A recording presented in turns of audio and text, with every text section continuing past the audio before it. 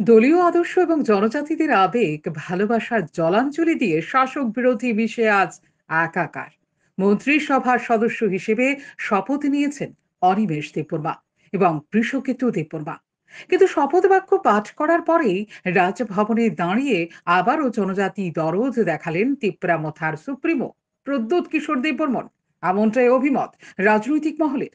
কারণ সংবাদ মাধ্যমে মুখোমুখি হয়ে প্রদ্যোৎ কিশোর দেববর্মন বলেন, যারা আজ মন্ত্রিসভার সদস্য হয়েছেন তাদের বলা হয়েছে তারা যাতে তাদের নিয়ম পরিবর্তন না করে। যে ভুলটি বিগত সরকার করেছে সেটা যাতে তিপ্রামথা থেকে মন্ত্রিসভার সদস্য হওয়া অনিমেষ দেববর্মা ও বৃষগত দেববর্মা না করেন। জনজাতিদের যে অধিকারের কথা আগে থেকে বলে এসেছে সেগুলি যাতে দাবি জানায় এবং যে দাবি রয়েছে সেগুলি আগামী দিনে মন্ত্রিসভার মধ্যেও রাখতে হবে। দল চাইছে আগামী দিনে তিপ্রামথার কাউকে দিল্লি পাঠাতে, যাতে দিল্লিতে জনজাতিদের দাবি উত্থাপন করা যায়। অর্থাৎ দল এবং দলের চিহ্ন গুরুত্বপূর্ণ নয়, গুরুত্বপূর্ণ দিল্লি গিয়ে চুপ না থেকে যাতে জনজাতিদের অধিকার সম্পর্কে আওয়াজ তুলে। जो गलती पिछले सरकार में कभी कभी हुई है कि आप मंत्री बनने के बाद अपने लोगों का मुद्दा नहीं उठाते हो, चुप बैठ जाते हो, वैसा नहीं चलेगा। और हमें अपना मुद्दा अब कैबिनेट के अंदर भी रखना पड़ेगा। कैबिनेट के बाहर तो मैं हूँ रखने के लिए, कैबिनेट के अंदर जो हमारा अचीवमेंट, हमारा गोल, हमारा लक्ष्य है, उनको ये रखना पड़ेगा बिना हिचकिचाहट। और दिल्ली में भी हम सोच रहे हैं कि एक ऐसे ही व्यक्ति को भेजे जो हमारी बात दिल्ली में भी रखे। এদিকে শপথ গ্রহণের পর মন্ত্রিসভার নয়া সদস্য অনিমেষ দেববর্মা জানান, আগে তিনি বিরোধী দলনেতা হিসেবে দায়িত্ব পালন করেছেন, এখন মন্ত্রী হয়েছেন। দায়িত্বে পরিবর্তন এসেছে এবং সেই দায়িত্বেও তিনি পালন করতে জনগণের জন্য কাজ করতে চায় বলে জানান। আরো বলেন, আজকে দলের দুজন মন্ত্রিত্ব পাওয়া বিগত দিনের লড়াইয়ের সাফল্য। তিনি সাংবাদিকের এক প্রশ্নের উত্তরে বলেন, মন্ত্রী হয়ে তিনি গ্রেটার তিপ্রাল্যান্ডের দাবি করতে পারবেন। এর জন্য প্রয়োজনে তিনি আন্দোলন করে গ্রেপ্তার হতে পারবেন। মন্ত্রী হয়ে কি আপনি কি এই আন্দোলনটা করতে পারবেন? কেন পারবেন?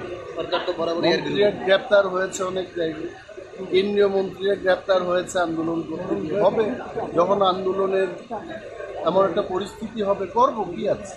এদিকে শপথ গ্রহণের পরে তিপ্রামথা দলের বিধায়ক তথা মন্ত্রিসভার নয়া সদস্য বৃষকেতু দেববর্মা বলেন, আজকেও দলের এজেন্ডা গ্রেটার তিপ্রাল্যান্ড। মাত্র ৩ বছর হয়েছে আন্দোলনের, তাই গ্রেটার তিপ্রাল্যান্ডের জন্য অপেক্ষা করতে হবে বলে জানান। আরো বলেন, মন্ত্রিসভার সদস্য হয়েও গ্রেটার তিপ্রাল্যান্ডের জন্য আগামী দিনে অবশ্যই আন্দোলন করতে পারবেন। আগামী দিনে কি কাজ করার লক্ষ্য আছে? এই যে গ্রেটার ত্রিপুরাল্যান্ড আপনাদের যে ইস্যুটা, এই ইস্যু নিয়ে কি আগে এগিয়ে যেতে পারবেন?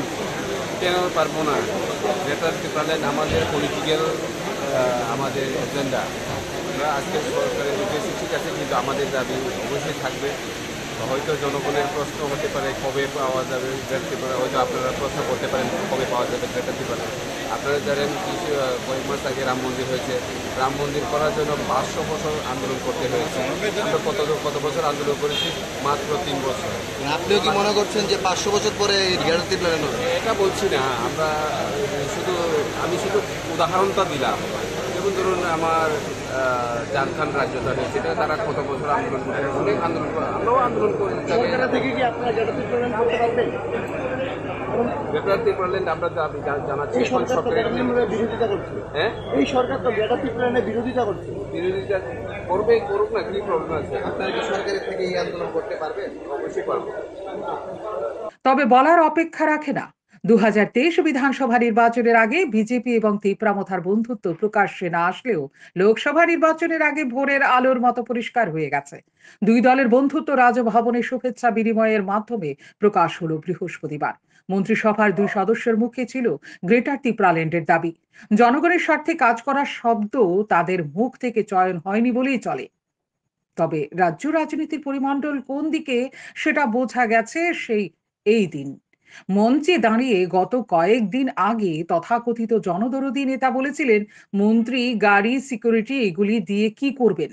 কিন্তু কয়দিনের মধ্যেই প্রকাশ্যে যোগ দিলেন শাসক গোষ্ঠীতে। জনজাতিদের আবেগ ভালোবাসা কতটা সম্মান পেয়েছে সেটা জনগণই ভালো বলতে পারবে বলে অভিমত রাজনৈতিক মহলের। 2018 নির্বাচনের আগে যে পথে এগিয়েছিল আইপিএফটি, সেই পথে আজ এগিয়েছে মথা। দিল্লির জালে মথা আদর্শ ধরে রাখতে পারল না বলেই অভিমত।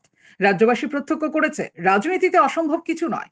ফায়দা লুটতে আদর্শ জলাঞ্জলি দিয়েছে বলে গুঞ্জন রাজনৈতিক মহলে। এদিন প্রদ্যুৎ কিশোর দেববর্মনের কথায় স্পষ্ট হয়ে গেছে, লোকসভা নির্বাচনে পূর্ব আসন থেকে তেপরামথা প্রার্থী দিতে চাইছে, যার কারণে দিল্লি পর্যন্ত নেটওয়ার্ক গড়ে তুলতে চাইছে। সংবাদ মহলের কাছে বলেন, তাদের দাবি নিয়ে দিল্লিতেও কথা বলার লোকের প্রয়োজন। যাই হোক, এই একাকার রাজনীতি আমজনতার কাছে গ্রহণযোগ্য হবে কিনা তা নিয়ে বিজেপি ও তিপ্রামথার মধ্যে অনেকেই অসন্তুষ্ট। শান্তন টিভি।